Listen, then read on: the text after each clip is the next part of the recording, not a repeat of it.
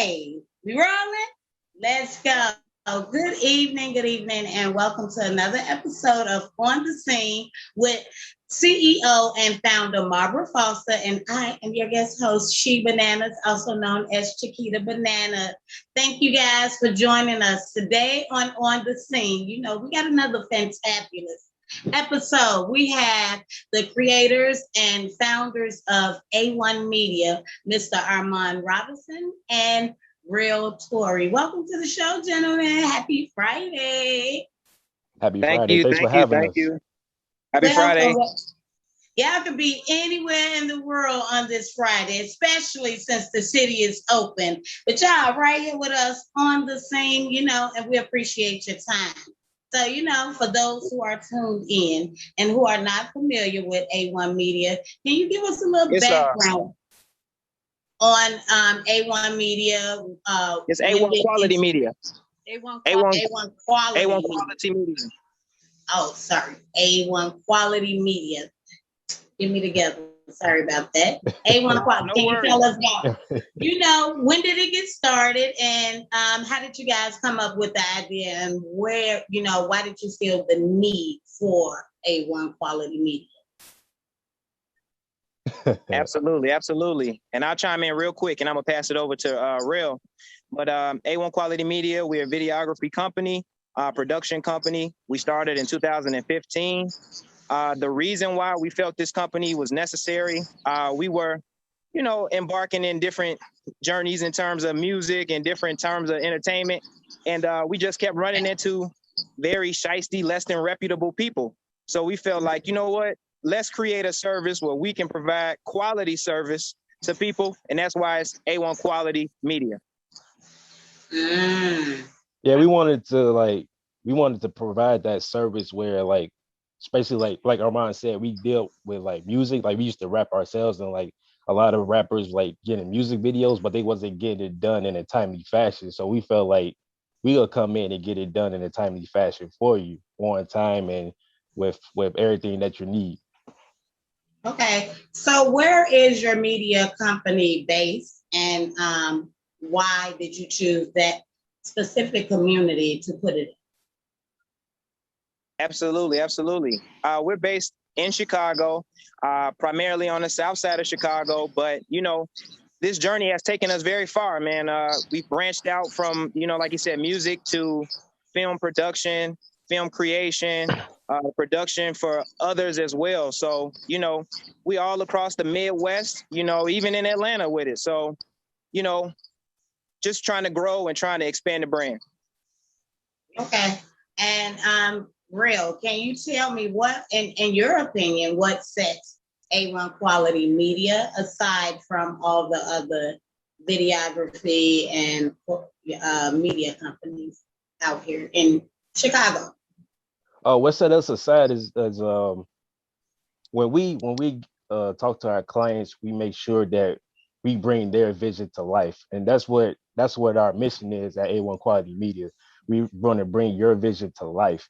And when we do that, we talk down, we get down to the basics, and we just keep it real simple, especially like when the client comes prepared and they know what they want. And if the client don't know what they want, we can help you with that and bringing your vision to life. Okay. So, Armon, can you tell me, when did you first develop the love for videography and recording? You know, when did you first pick up the camera? And then, Real, can you tell me too, when did you say, you know what, I think I like being behind the scenes? You know what I mean? Right now you're on the scene, but when did you say, you know what, I want to be behind the scenes because I get that, you know, it takes a lot to be a cameraman. Like, I want to get off into all that too.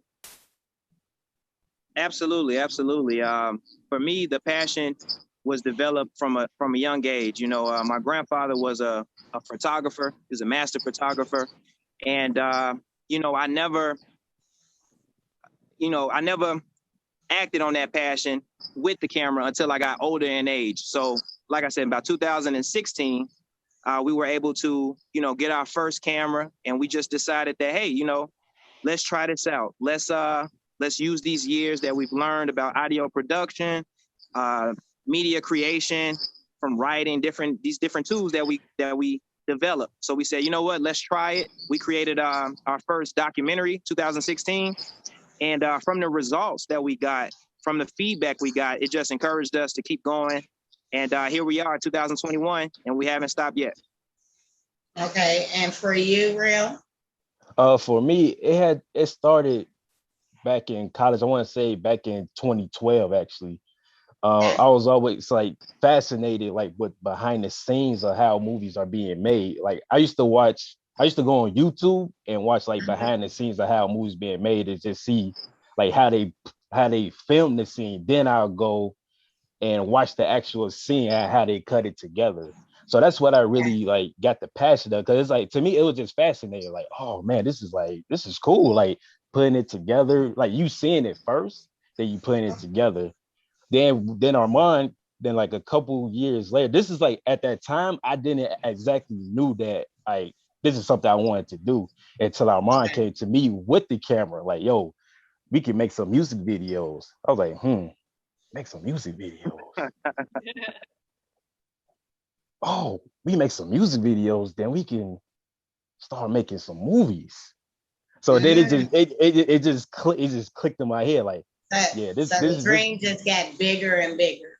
Right, exactly. So let me ask you, how long have you guys known each other? Like, did you guys start the journey together, or did y'all meet along the way already tapping into y'all creativity? Armon and I, we're childhood friends, so I know Armon all my life. So okay, yeah. So it's pretty good. It's not hard working together. You get what I'm saying? Do y'all get into any conflicts when it comes to creating content? And if you do, how do you resolve your conflict? Yeah, I mean, at times we bump heads at times. It happens, but at the end of the day, we have a common goal. And with the content too, we want the same thing. We might have different views, but we always find a common ground. Okay. So speaking of music videos, first video, then versus now. You get what I'm saying? How do you think you have evolved as a media company versus then versus now? And tell us about the first music video. All right, you want to tell about the first music video? This should be fun because I don't even want to. Like, no, you should tell me, Real, because you like music videos. No, yeah, he gonna spill too much tea. He gonna spill too much tea. So I'm gonna answer this question. So we're not gonna go into music videos, all right? So I say when we first initially started is with that documentary. Okay. So that's where we will pick it up from. Why y'all want to tell us about the music video that y'all did? Oh man, them gone. But man, it's just about growth and maturity. So I think all young men at some point, they want to pursue a career in music. But as you mature, you start to realize, like, man, this is not necessarily a field that gets the most respect, so to speak. So we wanted to branch out. We want to use our talents. We want to use our skill set to something that we felt was valuable. And that's why I would say what our starting point would be. I would say would be that first documentary, and it was called Blackout. I was just following like a flag football league here in Chicago, and we came a long way from operating one camera, to having one lens, to having over 4 cameras, moving from 1080p cameras to 6K cameras. You know what I'm saying? Just developing, growing, experimenting, and here we are. So in the film Blackout, it's a documentary based on a football team, like you say. What were the adversity that you faced with just having that one camera versus now? That's what I'm talking about, then versus now. Overall, how did you make the film still a successful scene? Because I did get a chance to take a glimpse. I didn't get deep off into it, Oh, at the time doing the Blackout, like that was like way in the beginning. So while we was filming, it was like that first game was like, it was just horrible. Like we wasn't getting the good shots. We wasn't getting close-up shots at all. Everybody was just far away. It was just terrible. The wind was just on the audio was just crazy. So Okay. so from that first game, we just had to learn from that first game. Like, okay, this is what we did wrong. This is what we had to make adjustments throughout the season. So throughout that season, we had end up getting a new lens, which was a what was it called? It was a longer lens, a longer focal length. So while we Okay. was far away off the sideline, we get able to get those close-up shots that we want instead of using the like a wide angle lens that we was having at first. So that was one adversity we had to overcome. Then with the wind for the audio, where we tried to get in the huddles to get to the timeouts where they just talk about the plays. Like the wind was just barbarian, the audio was just dominated. So we had to make adjustments on that, like getting the windscreen to put over the microphone to get that clear audio. So it was really rough. It was truly a learning experience. You know, yes. I went to school for media. I went to Illinois Media School. So that's why I'm asking, like, do you ever go back and watch your previous films and look for ways to improve on newer projects that you're working on? Oh yeah, of course. Always like look back at our previous films and see what we could do better for our next one. So that's what it's all about. You take what we did in that next one and just learn, like, okay, we could have done this better. So let's apply it to the next film that we do. Okay. So with that blackout, I mean, I looked at it, I was like, okay, we could for that next documentary or web series, this is what we could do better. We could get 2 cameras now. Now, since we have 2 cameras, one person could be on the other side of the field, the other person could be down on the other side of the field. So now we got 2 cameras catching that same play from different angles now, and with the windscreen, so we can catch that clarity in the audio. Okay. What about casting? When it comes to creating content, I noticed that you say it's important that whomever you guys are working with, they have creative control. Have you ever had an instance where they were trying to put something together and it was like, I see your vision, but it kind of don't make sense. You know what I mean? And you kind of like refuse. Do you refuse to do certain things that may not go with what A1 quality media stands for? I'll take this one, Real. Yeah. In terms of, different clients and having, different type of creative ideas, we don't typically clash with the clients because, as we said, we're here to help create their vision, bring their vision to life. So the only issue is just trying to communicate effectively, trying to understand what it is that they want to do and understanding, our limitations and what it is that we can do for the client. But in terms of casting, because we cast for all of our original content that we create. And where do we find these people? How do we meet these people? We tap into this community, like on the scene, like you individuals, the different people who are in the community, people who are active, people who are out here expanding their resume, working on their craft. So that's the people that we tap into. And along the journey, we've met a lot of talented people, a lot of talented individuals that have helped us along this way. So speaking of, let's talk about some of the people that you've worked with along the way, give us some ideas on some of the people that you have worked with. I guess that's the question along the way, on the journey. Absolutely. Let's do a roll call real quick. I don't know why I just got super tongue-tied. My tongue was just all over the place. It's Friday. No, it's okay. Friday. It's Friday, so it's all good. But some of the people that we've worked with, Lakeisha B, she's in the community. Keneal Oliver, he's in the community. Celeste Burden, Adam Ray, amongst many others. T.Y. Brazil, amongst many others. But if I forgot your name, I'm sorry. But everyone we work with, we love them. We love them dearly, and they've really helped us to create our vision. So, much love and respect to the community.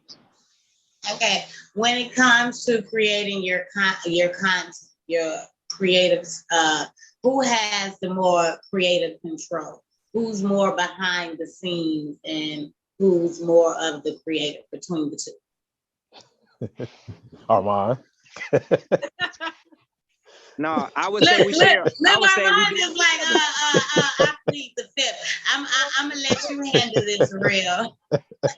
Hey, I say it's a team effort. It's a team effort. I couldn't do it without Real. You know, for real, like his input is invaluable. You know, just him being there with me in the trenches with us.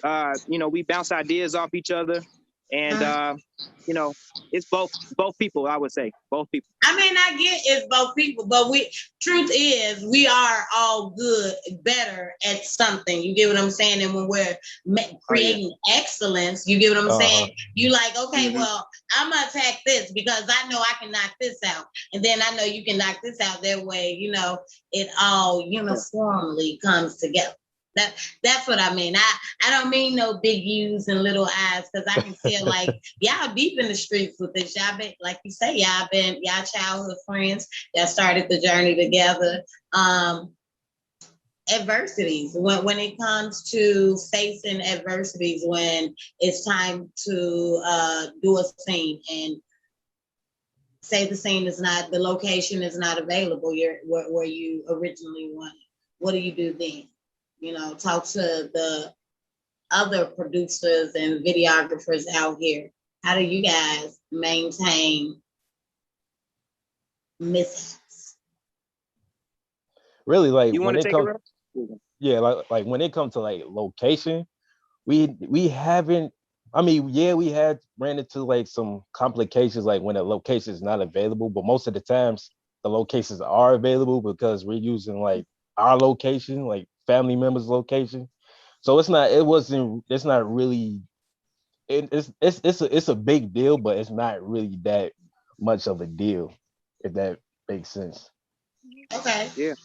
And I would say to the videographers out there, to other people who are trying to do this, utilize your network, you know, utilize your community, utilize, it's all about the angles, you know, it's not necessarily about the place. You know, you could change any location to fit your needs, you know, but you got to have that eye. You got to have that creative eye, you know, and you got to think outside the box. So that's what I would say.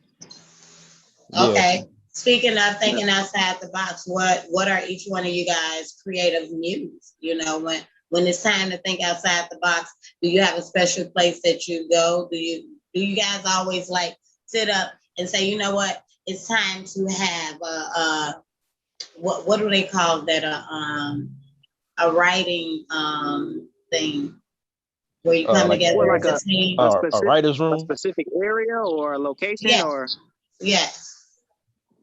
Well, I would say, you know, you can't wait for inspiration to hit you. You can't wait for a location to inspire you. It has to be in you. And so regardless of the location, regardless of the situation, regardless of any of these various things that could happen in life, you need to be able to create. You need to be open. And for me, I just find it as an outlet. You know, it's an outlet for me. So I don't need a location. I don't need a room.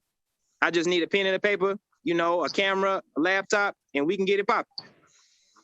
Yeah, because I feel like necessarily, like for me, it's like I don't need to be like in a certain space, because I mean most of the time I'm always like on the computer editing anyway. So I would say that would be my space, like when it like creativity like hit me really. But other than that, it's like I don't really have like a space to go to. It's just like Armon said, it's just in you. And you just know just from like experience, maybe like life experience you want to write down. So what do you like writing most when it comes to your creativity when you're doing your own work? Do you like writing screenplays? Do you like writing you know, documentaries? What type of work that really sets your heart on fire? Absolutely. So like you said, division of labor, you know, Real, he is a master editor, you know, that's his forte. That's where he lives. I'm more so in the writing space and operating the camera, and we share directing responsibilities. But in in terms of writing, you know, it's all about professionalism in my opinion. So screenplays, you know, final draft, you know, no understanding screenplay structure, making sure that this is professional and that whomever is reading it, they can comprehend what it is that you're trying to express. So for me, I would definitely say screenplays. Okay. And what do you guys have next? What are you guys working on currently? Well, yeah, that's what I love about us too. We always consistently working. So as you know, we just released a movie last month, Innocence, which the link is, you know, in the description, everything like that. But in the process of doing that, we were in the process of recording our season 2 of our podcast. You know, so we also have a podcast that's coming up next. But you know, the sky's the limit. Tell the people about Innocence and what they can expect. You know, who's in the film, what can they expect from it, you know, and like why Innocence? Why did we choose the name Innocence, and why did we create the film? You know, is it based on someone we know? Is it based on some real life? Is it just fictional? Like give us spill the tea, you know, give us the juice. Absolutely. Give all the information. And, yeah. Right. I need them to go check it out, you know? Absolutely. And I'll be brief because I want Real to, you know, get his stuff off too. But you know, our previous film, the film we made before this was called Humanity Without a Home. And this film was inspired by, you know, just passing in everyday life and just seeing people who are homeless and, you know, just kind of expanding and going into their life and seeing what would make somebody be in that position, right? And from the response that we got, it definitely made awareness to this issue, and it made people think about it in a different way, so that they, you know, they just don't pass by people and they treat people like human beings. So with this film, Innocence, we want to tackle a different issue. We want to talk about human trafficking, and you know, this is something that's not necessarily spoken on often, but it is the second. What is this? The second most profitable crime in America. You know what I'm saying? And what people do, they take advantage of young women, you know, who are, let's say they're in between homes, you know what I'm saying? They don't have the means to take care of themselves. You see people who try to take advantage of that, and they try to, you know, present themselves as friendly or someone who is giving a helping hand.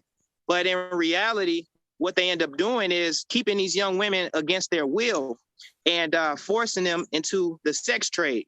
And so this is something that does not get a light shined on it. Oftentimes, you know, it can even be celebrated, you know, in the hip hop community. People say, oh, I'm a pimp. But this is not that. This is something different. This is not something to be celebrated. This is something that needs to have awareness. It's ironic that you would use the pimp to as an analogy to sex trafficking, because so often, like you say, it's been normalized pimps, right? But when we talk about sex trafficking, we never connected pimps as being sex traffickers. We mainly, when we think of sex trafficking, we think of them taking people overseas. You get what I'm saying? But sex trafficking can be going on right in your very own community. So I want to commend you guys for, you know, taking a stance and speaking on something. So it's like the elephant in the room still. You get what I'm saying? Because most people that's doing it, they get that money. You get what I'm saying? And the government that we live in, if you get the money, you get that hush hush, unless you start running out and you become R. Kelly or somebody. You know what I mean? And you know, it's. I'm just saying, when the money start running out, then it's like, oh, let's lock you up and throw away the key. We're going to give you 200 years so you'll never get any more money, you know? I don't know. Yeah, absolutely. I think it's important to differentiate the two, though, because, you know, if something is consented by, like, two adults consent to whatever it is that they consent to, that's between the two of them.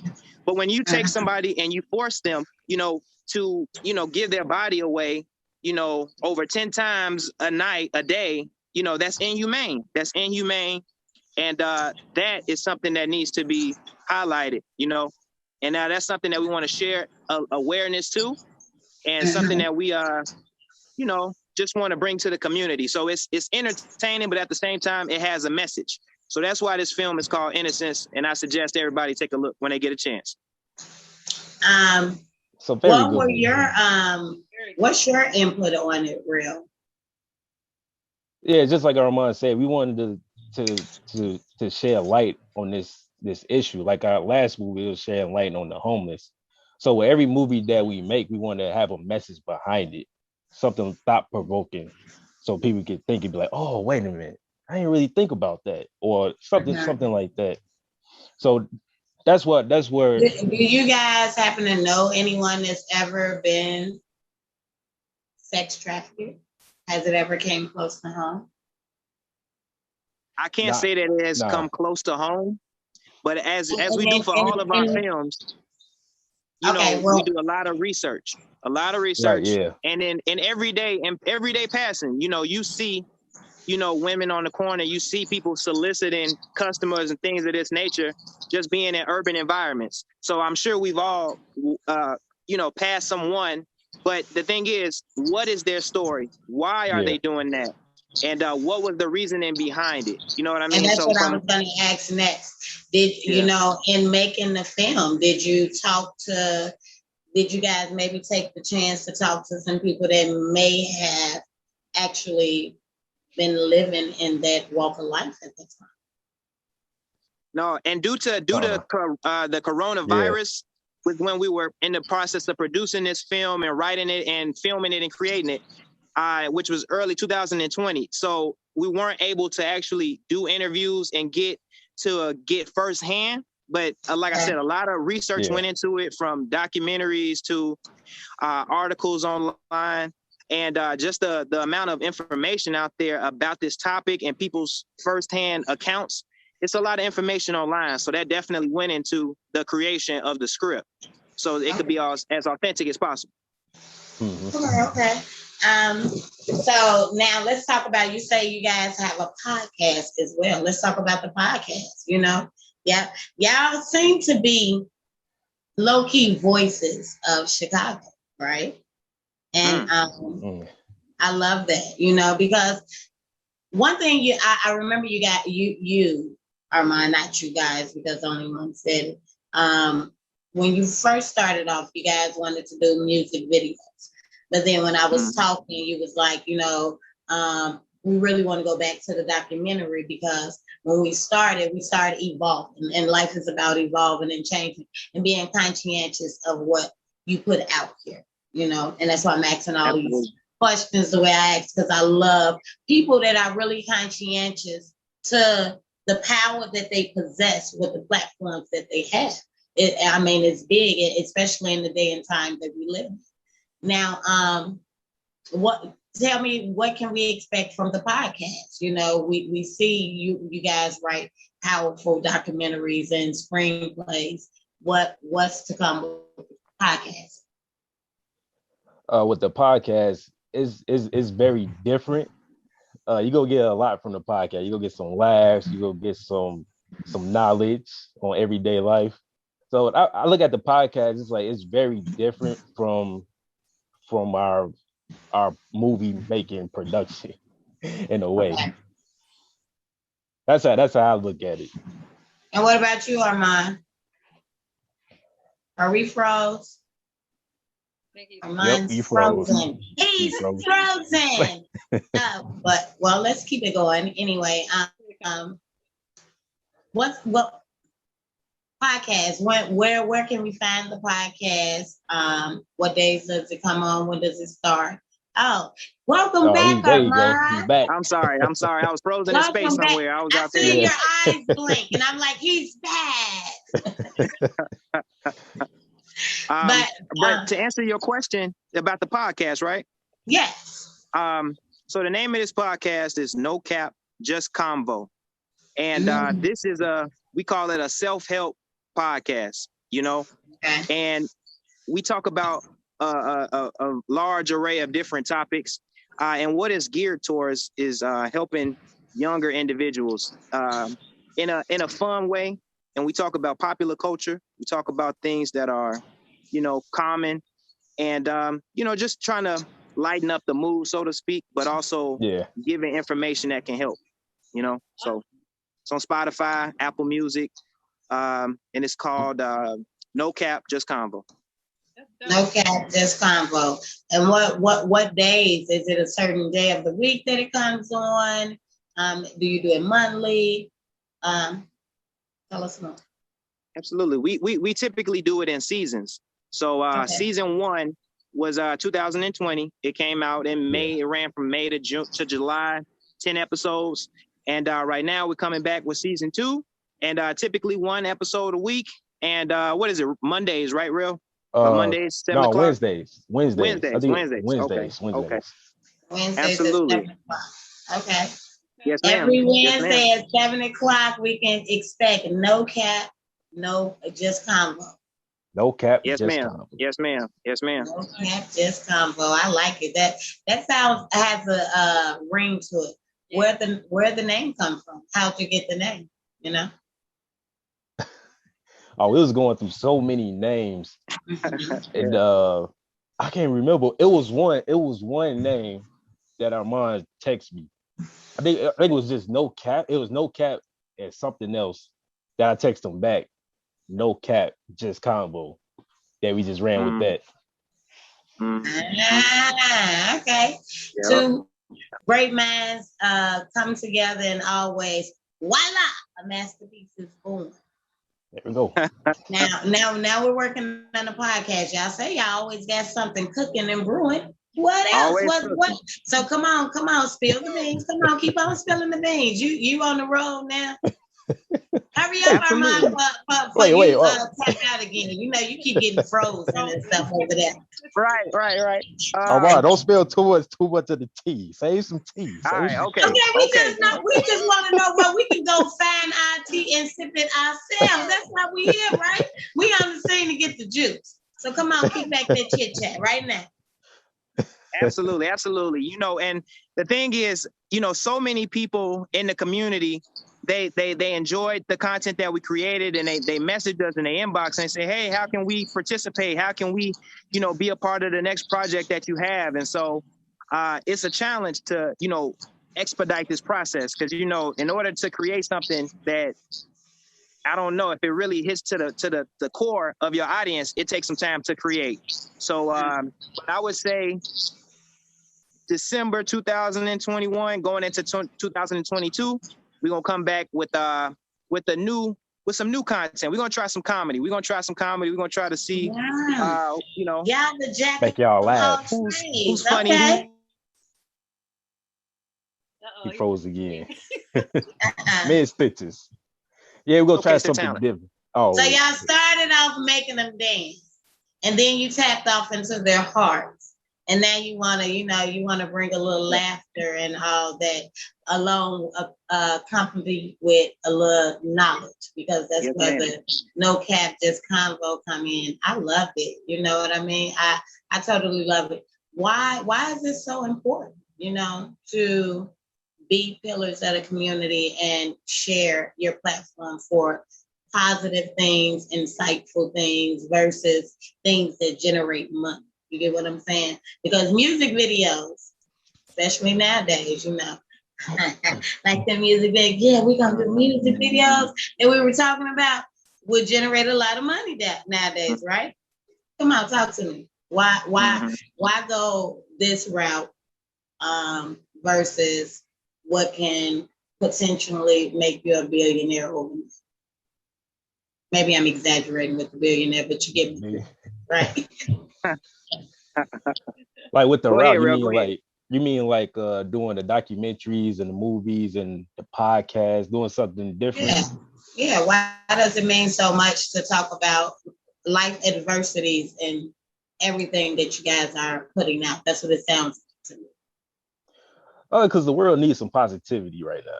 Especially like last year when we was doing the podcast, it was so much going on. We couldn't really film much. So we decided to do a podcast that brings some laughter and some knowledge to the people of the world.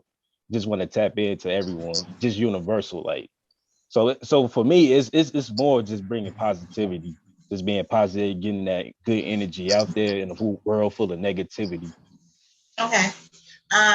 Now that the world is open back up, you guys are getting back to the filming and things like that.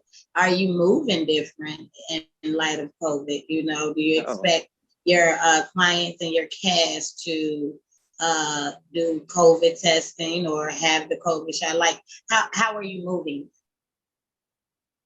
Oh, we still gonna have like absolutely. Oh, you got this. You take it. Oh, I'm sorry, brother. I was yeah, gonna say the thermometer, the little shot. During that time when it was really, a big thing, the thermometers, trying to do social distancing and things of that nature. But yeah, it's the health and safety of the participants first and foremost. You know what I mean? That's huge for us. But to point out to put a little bit of words onto what you asked previously, why is it so important to make content that touches the community, that is more than just entertainment, more than just music videos? I think that knowledge is such a powerful tool, and I think that no matter, regardless of your age, knowledge is something that you can acquire, and it's something that can help build you, something that you can take off with, and like I said, we didn't always start in this industry. We didn't always start in this line of work. So, educating ourselves, learning the equipment that we use, learning these skill sets, it really helped change our life, So if we can create something that inspires somebody, or we can create something that, get somebody attention, make them think outside the box, then we did our job. I love it. I love it. I totally love it. Man, I just can't wait to check out all y'all work. And like I say, I'm just now getting in tune with you guys. Shame on me, because I love people that's always thinking about giving back. My favorite line is be a blessing to somebody other than yourself today. And that's what you guys do with the things that you present with your platform. So, let's have a little fun. Okay. So it's time to wrap this interview up. Most stubborn. Who's the most stubborn? Wait, say that again? Say it again. Most stubborn of the two. Oh. The most stubborn? Yes. Just guess. Take a guess. All right, yeah, guess. Who you think? I don't like to judge. I just like to know the answers. It's okay. You ain't gonna hurt our feelings. Don't put me in the hot seat. No. How you gonna put me in the hot seat when I'm putting y'all in the hot seat? No. That's not how I got. Okay, just like point your finger. You ain't got to say nothing. Just point.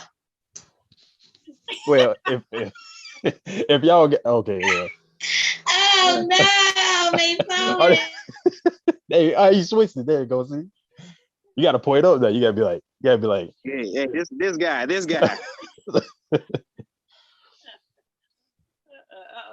No, that's hilarious. We see, you done lost him there. Uh-oh. Hey, come He was on like, back. We put her in the hot seat. Okay, now she disappeared. Ran with it. How you doing though, Miss Foster? I'm good. How are you? I can't complain. You didn't say too much. I'm like, wow, you don't like us. He was like, I don't want to talk to y'all today. Right. It's Friday. All the talking. I'll chime in when I need to. Here's the Okay. She got kicked out. All right, here we go. There she goes. She's back. Hey, there she go. You know what? You still in Uh, the hot seat. You still in the I, hot seat. I guess that was trying to spare you guys from the hot seat, but we're gonna keep it going. I do apologize for that, little minor Oh, no worries. interruption. Um, okay, no, I'm just gonna do what I normally do. Honestly, I like to know a little bit more about who you are up close in person. So I do this thing like tell not just me, everyone is listening, something unique about you that you like looking at you or knowing you may not know is true. Something crazy but true. Like kind of like a banana. Something crazy, but not true. But true. But true. Oh, but true. Crazy but true about you. Like something that drives you, something that motivates you, whatever, you know what I mean? Something, giving people the feel of who you are, behind all everything else you got going on, the movies, the screenplays, the writing, the editing, and things like that. Let's see. Well, I'll say a little bit. Go ahead. Something that's very important to me, something that really drives and keeps me going is understanding passion and purpose. That's something that Jarrell and I, we talk about often. We talk about passion and purpose. And from discovering this passion, man, just you'll develop in other areas of your life. You'll see that, okay, fitness is now is a priority, or now your health is a priority, or now getting rest is a priority. And so all that to say, it's all connected in the pursuit of your passion. So whoever is listening, pursue your passion, find what it is. I feel like God gave everybody at least one good talent, at least one. So find what that is and pursue it because it's fulfilling. It's fulfilling. And that's one thing about me. That's what drives me. What about you, Real? Yeah, it's like when you find that like I know you said like behind like not doing the camera stuff, but it's like when we do the camera stuff, like I don't have an appetite at all. That's like that's something crazy, right? Like I don't have an appetite at all. I just be filming. I just be going. Armon, no, he be like, hey man, you finna eat? Like, nah, man, I'm finna let's continue filming. Like, no, man, we need to take a break. No, let's just continue filming because to me, it's just it's fun, it's fulfilling for me. So like Armand said, once you like find that passion, that when you find that passion, it's like they say, once you love what you do, it's not work anymore. It's not work. It's just fun. Okay. Before we get up out of here and we get off into where they can find you and your projects and everything, I want to ask both of you guys. You grew up here in Chicago. Can I ask what side of town you grew up in? On the southwest side. Absolutely. Am I stuck? No, you good. Now. Mm-hmm. You grew up.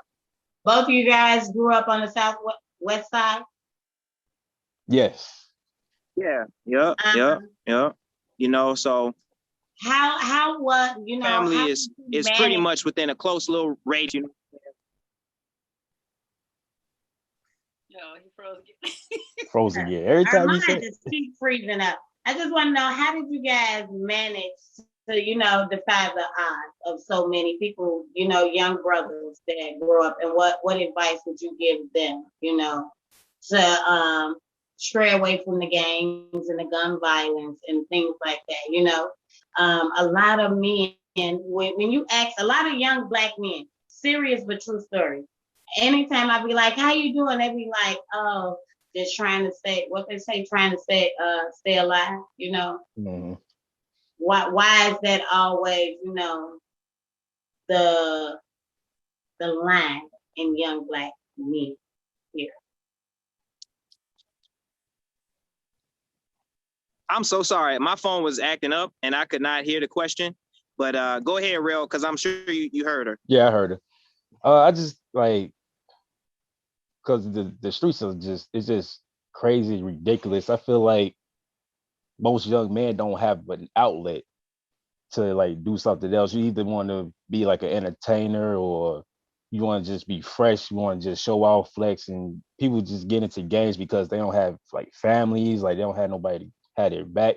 But like with this platform that we have with A1 Quality Media, I wanted to, one thing I wanted to do with this is that I wanted to show the youth that you could do something different. You don't always have to be in front of the camera. You could be behind the camera doing something. You could be a camera operator, a sound design, or a film editor. You could do all these things behind the camera, be a producer. You don't always have to be in front of the camera showing all glossing and doing all kinds of dumb stuff, because like, you know, people got phones now, they do dumb stuff, showing off, doing just stupid stuff. Like, so with this outlet, I just wanted to show like, yo, you could do something else behind the camera. Okay. And so it's time for us to get up out of here. I want to thank you guys for joining us for another fantabulous episode on the Scene. But before we go, we definitely need to tap in on how we can find you, your projects, and the podcast once again. You can find Innocence on Vimeo right now, vimeo.com. You can find us at A1 Quality Media, Instagram, Facebook at A1 Quality Media, and check out our website, www.a1qualitymedia.com. And anything, No Cap Just Convo on Spotify, Apple Podcasts, Google Play, on all podcast platforms. Okay, well, I want, like I say, we can't gift you with a On the Scene shirt, but trust me, one's coming in the mail. Thanks again to both Armon Robinson and Real Torry, both founders and CEO, partners, brothers from another mother, all that good stuff, you know, from the ground up, from the rooter to the tutor, as they say. Owners of A1 Quality Media. Thank you guys for being such pillars of the community. I want to wish you continued blessings and success with the company. Look forward to seeing your work, you know. Thank you. Thank you so much. Thank y'all so much. And wishing y'all continued success as well. Thank y'all. Thank you. All right, y'all. Take care.